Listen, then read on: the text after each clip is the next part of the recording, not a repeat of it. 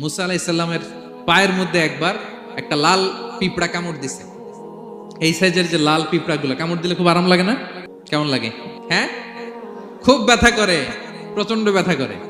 তো মুসা আলাইহিস সালামের মেজাজ কি নরম না গরম? খুব তাড়াতাড়ি রেগে যেতেন উনি। এক এক নবীর এক এক অ্যাট্রিবিউটস ছিল। তো মুসা আলাইহিস সালামের পায়ের মধ্যে লাল পোকা, লাল পিঁপড়া কামড় দিছে, প্রচন্ড ব্যথা পাইতেছে আর ডলতেছে আর রেগে গেছে। রেগে তাকায় দেখে এদিকে লাল পিঁপড়ার বাসা, যে পা দিয়ে ডোলে সবগুলোরে মেরে ফেলছে। তো ঘটনাটা ছিল মুসা আলাইহিস সালাম আল্লাহকে জিজ্ঞেস করছিলেন এই ঘটনাটা আল্লাহ কেন ঘটাইছে। আল্লাহকে জিজ্ঞেস করছিলেন, আল্লাহ আযাব যখন কোনো এলাকায় পাঠান তখন তো শুধু জালিমরাই মরে না, ভালো লোকগুলাও তো মারা যায়। তো এই আযাবে ভালো লোকগুলা কেন মরে? আল্লাহ উত্তর দেয় না, এই ঘটনা ঘটাইতেছে। পিঁপড়া যখন কামড় দিছে রেগে সবগুলোরে মেরে ফেলছে। আল্লাহ বলে, মুসা কামড় দিছিল কয়টা? কয় আল্লাহ একটা। তো ওগুলার মারলা কেন? অ্যাকশনে যখন যায় এত কিছু দেখে অ্যাকশন নেওয়া যায় না।